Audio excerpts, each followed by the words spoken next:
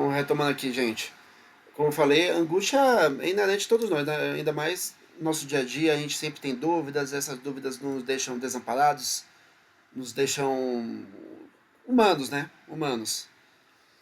E o que acontece, né? Para toda formação de uma angústia, ou quem quer dizer medo, ou para algumas pessoas no dia a dia chamar ansiedade, né?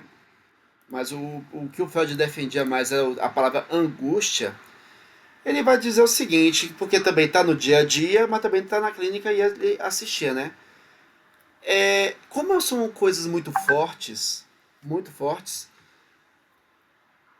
são muito fortes, então o Freud vai perceber o seguinte, que nossos egos formam mecanismos de defesa desses momentos tão difíceis, tão duros. Seja na angústia, seja na frustração, seja na privação. O ego tem que saber lidar com as exigências do id, do superego e do mundo externo. E muitas vezes, para evitar ou lidar com essas ameaças, ele adota meios de se defender. Como falei, né? A mulher que não queria ver os criminosos na delegacia. Não, não quero nem ver, não quero nem ver, não quero nem ver. Isso é uma defesa. Um ego consciente que puxa o dedo, fecha os olhos e vira, né? É uma defesa.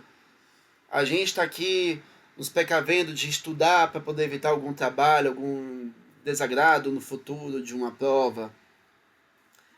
A gente sempre está criando que estratégias, meios, seja isso nos provoque uma maneira de driblar, lidar com nossas angústias, com nossas frustrações, ou apesar de ter a intenção de nos protegermos, de nos defendermos, seja do mundo externo como de nós mesmos, isso ainda nos provoca muita dor.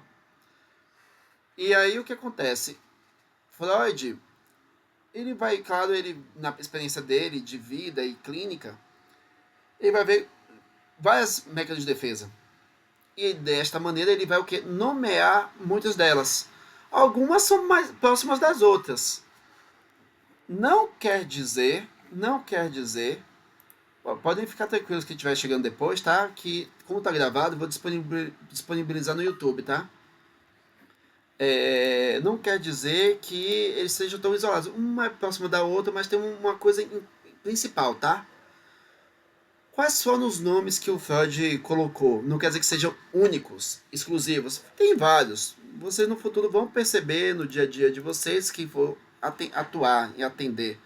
Ou até mesmo quem já estiver na prática do trabalho, na escola e tudo mais, entre outros momentos. Ele vai perceber a regressão, a negação, formação reativa, projeção. Eu falei regressão. O primeiro é repressão, viu? Eu falei regressão, mas é repressão, perdão, viu, gente? Vou novamente. Repressão, negação, formação reativa, projeção, regressão, racionalização, deslocamento e sublimação. Esses são os principais mecanismos de defesa do ego, tá? Seja para si mesmo, contra o seu id, contra o superego ou contra o mundo externo. Vou falar de cada um aqui de maneira bem resumida. Repressão é uma forma sutil de negação inconsciente existente que possa causar angústia. O que quer dizer isso? A pessoa tem algo vindo do inconsciente dentro dela, pulsando e quer sair. E o ego não deixa. Lembra da pessoa que eu falei do paciente que levou 20 minutos para poder falar o que sentia? Por que ele demorou tanto assim? Porque era tão angustiante que ele tinha medo, receio, então ele fazia o quê? Reprimia aquela fala que ele necessitava falar. Nó na garganta, como ele dizia. Preso no peito. Mas não sabia se tinha coragem de poder falar. Ele estava agindo de uma maneira repressora, mesmo que sofresse demais com aquilo. Vamos lá, outro. Negação. Negação envolve um negar que algo aconteceu, ocorreu, ou vem ocorrendo, porém a pessoa nega a sua existência. Um exemplo. Você fala bem assim, mas fulano é um peso de família, né? Fulano, eu tenho que dizer uma coisa muito triste. Tal pessoa que você gosta muito morreu. Não, ele não morreu. Não morreu. Ele está dormindo apenas. Só está dormindo. Ele não morreu. Ele não morreu. Não, morreu. Não, ele não morreu. Você que está enganado. Ele só está dormindo.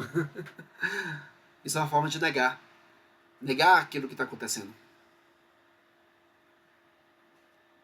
Formação reativa.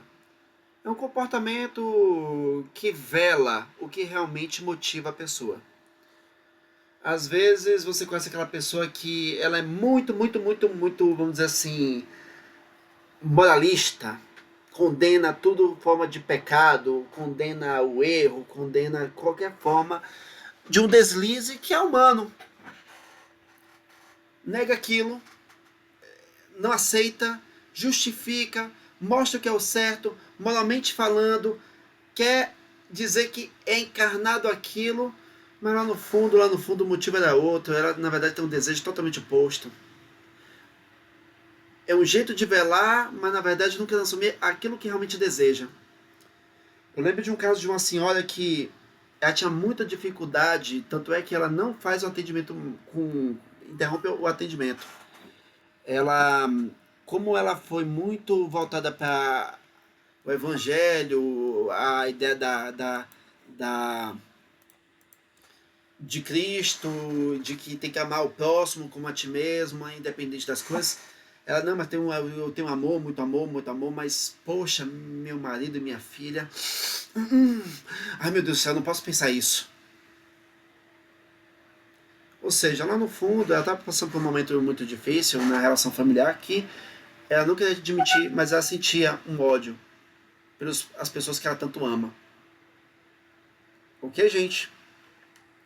Outra forma de defesa, projeção.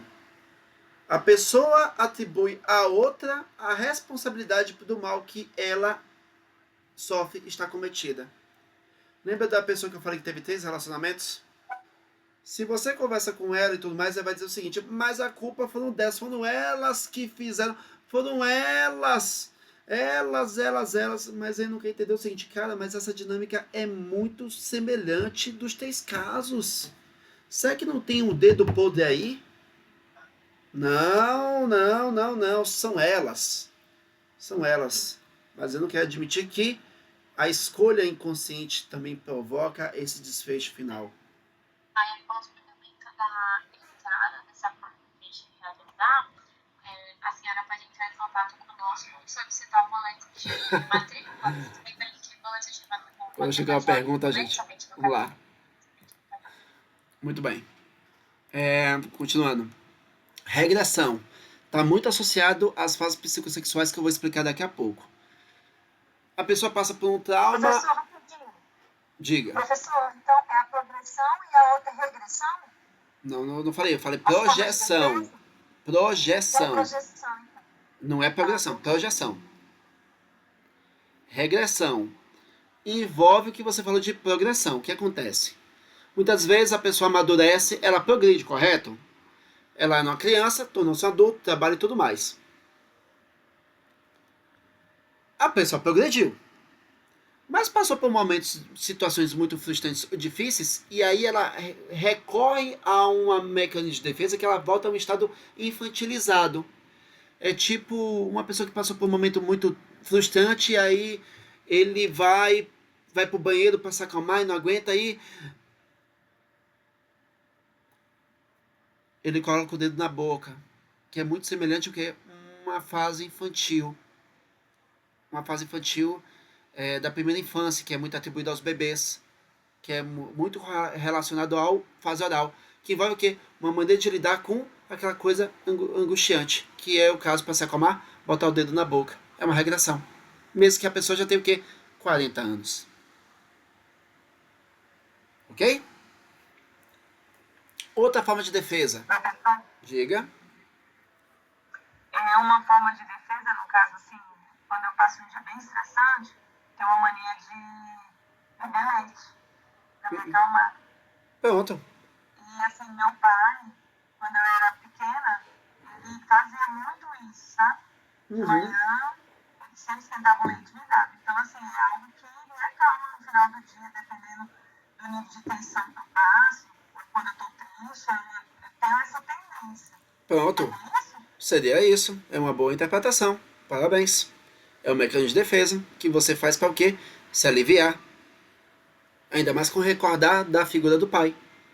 Ok? Outra forma de mecanismo de defesa. Racionalização. A pessoa tem uma tendência de justificar tudo como se estava... Tipo o Chapolin, estava tudo friamente calculado. Tava o quê? Tu tava emocionalmente abalado. Não, mas eu tenho uma justificativa do porquê eu fiz aquilo. Foi cronometrado, foi isso, foi aquilo. Foi... Na hora nunca foi aquilo. Mas depois a pessoa vem dizer que racionalizar tudo para quê? Tamponar o inconsciente. A presença da existência do inconsciente que provoca até mesmo uma coisa que não tem lógica, até mesmo no nosso ponto de vista cultural. Ok? Outra forma de mecanismo de defesa, deslocamento. Um exemplo de deslocamento. Um exemplo, né? Acontece muito com pessoas assim. A pessoa tá puta da vida com o chefe, com ódio do chefe, com muita raiva, mas vamos ser sérios, quem vai brigar com o chefe? Quer levar advertência, suspensão? Quer ser desempregado? Mas aquela raiva não passa. A vontade é de acertar o chefe. E aí você desconta em quem? Né, no companheiro, na companheira, no filho, no cachorrinho. Toda aquele ódio que deveria ser destinado a um objeto, na verdade foi deslocado para um outro objeto, que não tem nada a ver. Ok? E por último, aí a vivência de todos vocês aí, o que vocês passam, né? Cada caso não dá para você estatisticamente, nunca fez essa pesquisa não, mas fica à vontade. Mas rola muito isso mesmo, viu? Rola isso mesmo. Mas vamos lá, sublimação. Sublimação é uma forma de deslocamento. Mas é uma forma de deslocamento que a pessoa passa por um estágio de assim, ele quer atender a pulsão dele inconsciente, mas não dá para atender a pulsão inconsciente para aquilo que ele gostaria de cometer envolvendo alguém, uma pessoa, um objeto. Não tem como. Então ele tem que transformar, redirecionar essa pulsão para ela poder o quê? Ser satisfeita, mas não prejudicar o próprio ego. Isso é muito presente nos trabalhos artísticos. Pessoa passou por um momento difícil, pessoa por um momento muito traumatizante e atribui, por meio das artes, poesia, uma maneira de poder atender aquela coisa angustiante, mas que se não botar para fora não vai ser tensionada, mas ao atribuir a arte encontra a sua saída, encontra a sua resposta. E muitas das vezes é um jeito melhor dele poder atender sem prejudicar a si mesmo. Professor, essa parte da sublimação também através da dança? Pode ser dança, pode, isso envolve arte. O Freud fez uma aposta muito para arte porque era do tema dele, mas podemos colocar aqui arte, trabalho acadêmico. Por exemplo, eu tive uma pessoa que eu conheci que ele foi preso porque estava no lugar e na hora errada e pagou, estava com o nome e tudo mais e estava lutando muito por questão de ser inocentado. E o que aconteceu? O tempo passou, ele ficou tão incomodado que resolveu fazer o quê? Direito. E o tema da monografia dele era justamente o tema sobre o equívoco da lei que provoca a prisão da pessoa, né? Ele queria tematizar isso e até mesmo utilizar da própria vida dele para exemplificar o fato. Como ele foi um exemplo desse fato, ou seja, de um trauma, de um incômodo tal, ele tenta encontrar o quê? Uma saída por meio de uma produção acadêmica. Ou como você falou, a dança. Ou como teve uma pessoa que eu conheço que, para lidar melhor com o fim de um relacionamento, fez um quadro. Ou como teve um paciente meu que não estava encontrando a resposta do que ele tanto buscava na clínica e encontrou a resposta ao ler um quadrinho. Um quadrinho do Sandman. ele leu aquele quadrinho, tocou muito ele, então, ou seja, a arte provoca isso, ok? Estes são os mecanismos de defesa que o Freud colocou, defendeu e mostrou como a gente age. É normal, todo mundo usa. Só que mesmo em alguns casos, mesmo você usando mecanismo de defesa, alguns casos não é tão, não ajuda tanto, na verdade, não facilita. É daí que às vezes a pessoa vai para a clínica pedir ajuda. Muito bem, gente. Passando aqui para as fases psicossexuais, tá? Vocês viram que o Freud defendeu a primeira tópica, o princípio do prazer, e naquele período da primeira tópica, ele vai reconhecer que a parte da primeira tópica envolve as fases psicossexuais. Por que isso é importante? Porque a maneira como você trajeta a sua vida nessas fases, você também forma o aparelho psíquico, mas também forma também o funcionamento do seu psiquismo, seja pelo seu id, pelo seu ego, pelo superego. Ok? E aí, por que isso? Porque, como vocês já aprenderam na primeira tópica, a sexualidade está presente em nós. Tem a ver com satisfação, prazer e satisfação envolvendo o corpo. Então, as influências daquilo que você passa na tua infância ajudam na formação psíquica tua nos dias de hoje. Como a colega falou, dessa experiência maravilhosa de ter tido um pai que dava leite. E aí, isso ajuda o quê? Na formação de vida dela. E está presente até hoje. Ok? Para isso, na fase da infância, o Freud, não só na fase da infância, mas também na nossa fase adulta, o Freud vai te falar que existem partes do corpo que são excitadas de maneira pulsional, na busca de obter prazer. Essas regiões corporais vai ter o nome de zonas erógenas. Pode ser a pele, pode ser o prazer de uma acústica. Você que gosta de ouvir aquela música tão gostosa, chega você se empolga e fica feliz e grita tal. Tem uma zona erógena auditiva tendo satisfação e prazer com aquela música. É gostoso de ouvir. Ou você que está gostando de assistir aquela dança, como o colega falou, assistir aquela dança escópica. Que cheiro gostoso, como gosto de sentir esse cheiro no nariz. Mas claro, o Freud vai restringir mais para regiões que ele percebia nos pacientes dele, como também algumas condutas infantis, não só dos pacientes, mas também de alguns casos de algumas crianças. Não quer dizer que Freud atendeu criança, viu, gente?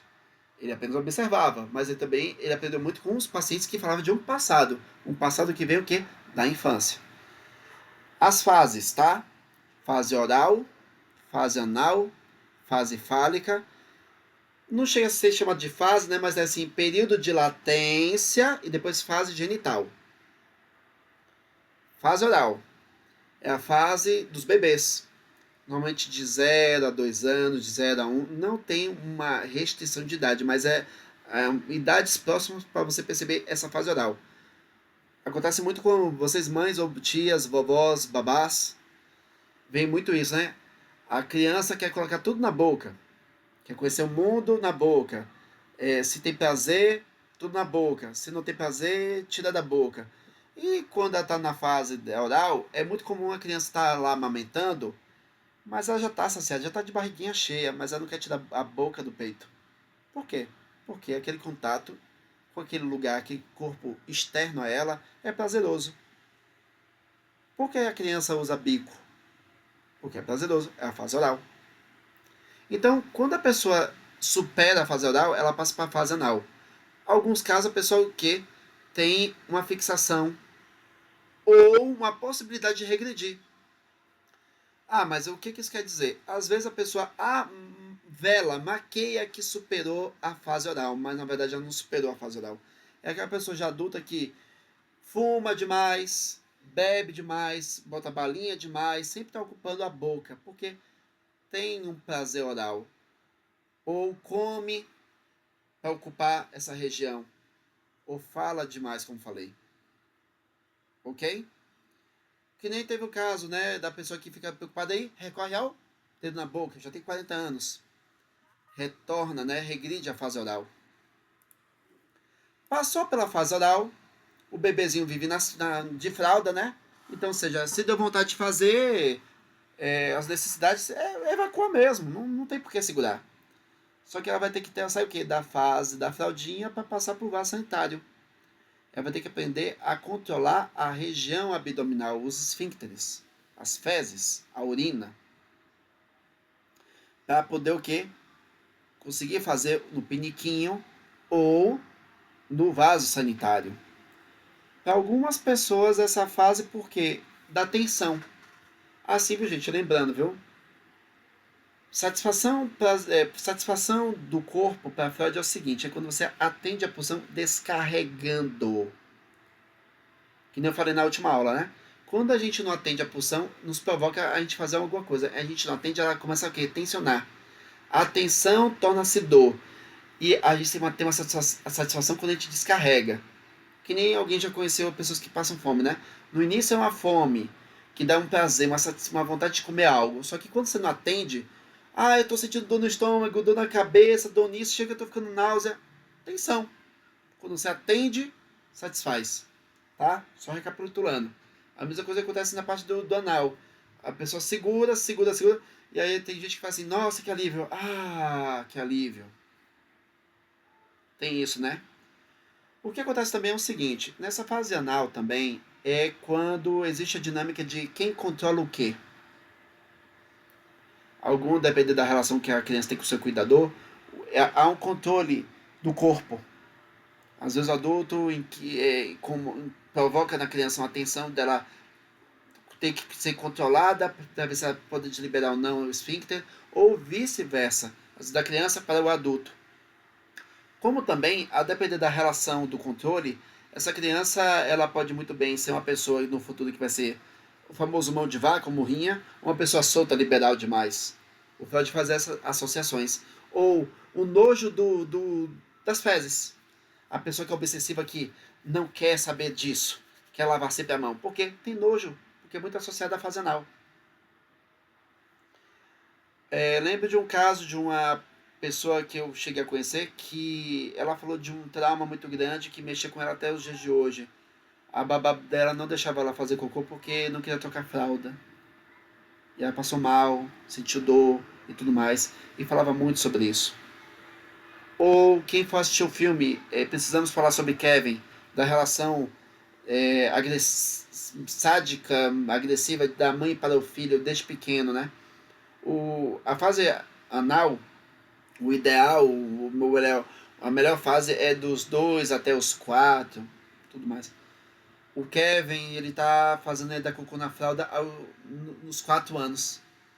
No filme, muito um filme bem interessante que mostra a relação de filho e mãe, uma relação muito tensa, de muita agressividade que provoca no Kevin, na interpretação do filme, ele ser uma pessoa perversa.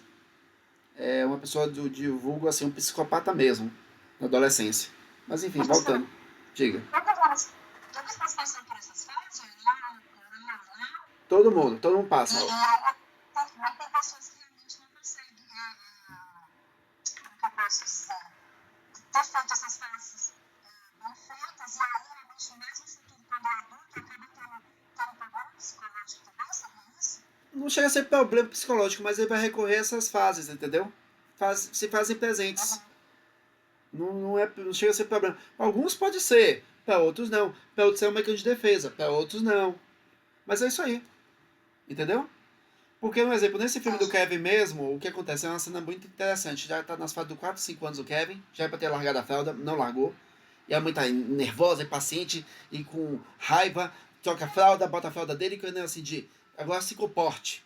Aí o menino de provocação olha pra mãe, olha pra ela de provocação e vai lá e bota pra fora o que tava segurando na fralda. Pra fazer o que? A mãe limpar de novo. Vê o jogo do controle. Não é mais do esfíncter, é também da relação com o sujeito. E faz esse jogo da representatividade, da formação psíquica. Beleza, gente? Passando do anal para o fálico. O fálico normalmente acontece por volta dos 4, 5, 6 anos. É a fase que a criança ela percebe que tem um órgão sexual. É a fase que o menino se toca demais, a menina também se toca. É a fase que a criança quer saber de onde é que vem os bebês. É a fase também que a criança quer saber de onde vem os bebês, porque ela percebe o seguinte, em alguns casos, né? Por que mamãe faz sentado e papai faz em pé? Xixi. Por que aquele bolinho ali no meio das pernas do papai? Por que mamãe não tem? Por que papai tem? Essa é a fase que, associado ao tema da angústia, também está presente a angústia bastante também na fase fálica. Ou seja, Freud coloca aqui, teve no parto, vem e vem para a fase fálica. É a fase em que o Freud vai perceber o seguinte: é a fase que, com tudo isso, existe um fenômeno chamado complexo de Édipo. Parêntese. No Schutz, foi apresentado que os meninos sofrem complexo de Édipo, as meninas sofrem complexo de Electra. Gente, não é. Electra foi atribuída às meninas no início, não foi pelo Freud, foi por outras figuras estudiosas, mas não entrou, não ficou associado, nem nada disso. Esquece o negócio de Electra. Complexo de Édipo é para os dois sexos, tanto meninos quanto meninas. É a fase em que a criança vai tentar obter o amor da mãe somente para ela e vai rivalizar com o pai. Ou seja, o complexo de Édipo tem esse triângulo amoroso e conflituoso: criança, mãe e pai. E aí o que acontece? Além da consciência de ter um órgão e tem curiosidade sobre o órgão, sobre a existência do órgão e as diferenças, é a fase também que a criança quer obter a mãe. E claro, na época do Freud ele assistia muito essas cenas do pai comentar sobre o filho que disputa, né? Tem ciúminho da mãe, não gosta dele. Diz que não gosta, mas quer ele longe. É o complexo de Édipo. Então o que acontece, né? O menininho vai tentar conquistar a mãe, mas tem que rivalizar com o pai. E na época do Freud, como eu tenho em alguns dias de hoje, é muito comum quando o menino vai fazer algumas bulinações ou tem que fazer umas coisas, o pai ou alguém fala assim: se você continuar com isso, eu vou cortar o seu piu-piu. Apesar de ser fantasioso, é uma brincadeira, ninguém vai fazer isso, a criança acredita. É daí que a criança se sente angustiada por uma ameaça. Ameaça de castração que gera nela angústia. Angústia de não querer perder o piu-piu, ainda mais provocado por essa figura que a ameaçou. É daí que a passagem do Édipo para o complexo de castração é o seguinte, para os meninos: ele renuncia à mãe para não perder o pênis. E com o tempo ele vai amadurecer e vai viver a vida dele e vai casar. As meninas já tem um outro movimento que para muitos vai ficar meio confuso, mas vou explicar aqui. A menina chega e acredita que a mãe tem o falo, o pênis. Porque ela não tem pênis. E vai procurar saber com a mãe porque ela não tem. Até que ela descobre o seguinte: a mãe também é privada de pênis. E ela se sente decepcionada. Porque aquela que ela devotou tanto não tem. Quem tem é o pai. Então ela passa a rivalizar com a mãe agora. Pelo pai. Este pai, junto com a mãe, castra a filha dizendo assim: não, você é minha filha, não tem relação aqui. É proibido o incesto. A menina, privada deste amor, passa a invejar o pênis. Olha a grande diferença. Enquanto o menino tem a ameaça da castração, porque ele tem, a menina, por ser privada do pênis, ela tem inveja do pênis, porque ela queria ter, mas não tem. Então ela reprime isso, tem o período de latência, vem a fase que ela torna-se uma mulher, e o que ela vai buscar fazer? Casar.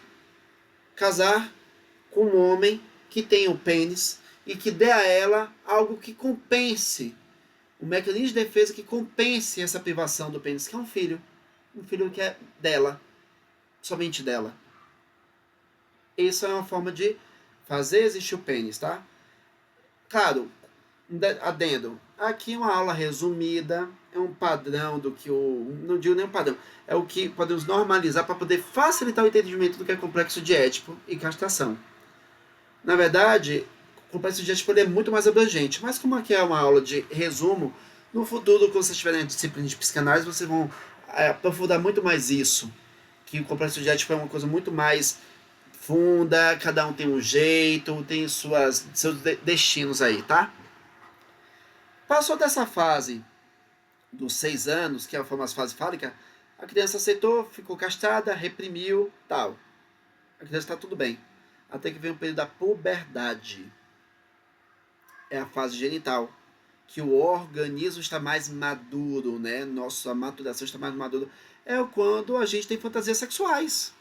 A gente tem vontade de ter relações sexuais, namorar, beijar na boca, conhecer nossos futuros parceiros e parceiras, ter as nossas aventuras, mas também saber lidar com nossas pulsões.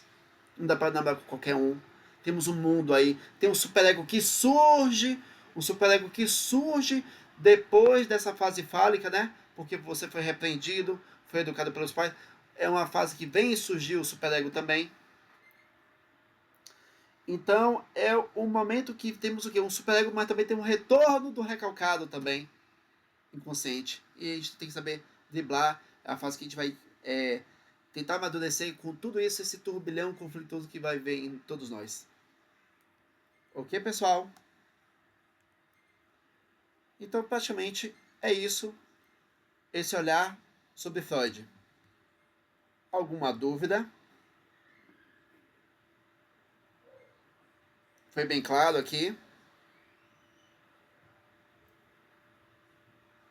Sim. Tranquilo. Se quiser beber um pouquinho mais. Oi? Foi muito esclarecedor. Que Bem bom. resumido. Com medo? Deu medo?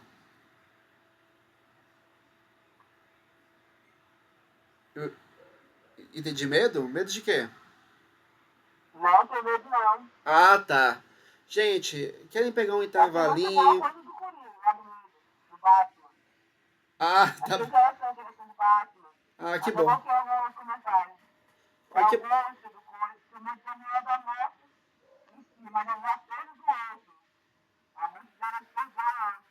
Sim. Isso é muito interessante a colocação. Eu não consigo perder a pessoa. É muito mais de perder a pessoa, né? Porque é ótimo. Eu gosto de não ter ótimo sobre a mente. Passar por aqui.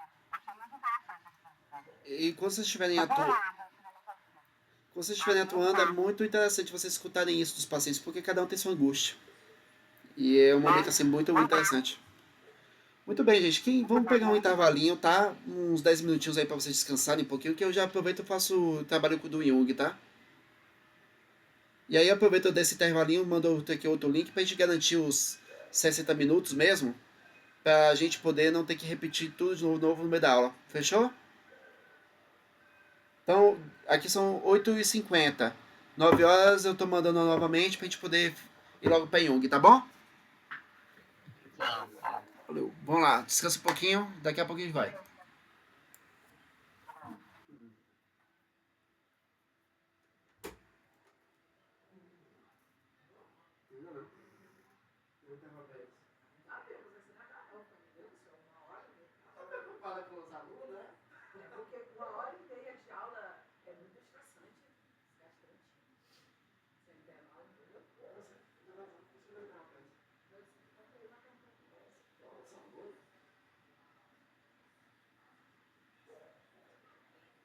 Essas duas blusas aqui. Ela tá apaixonada aqui pelo você.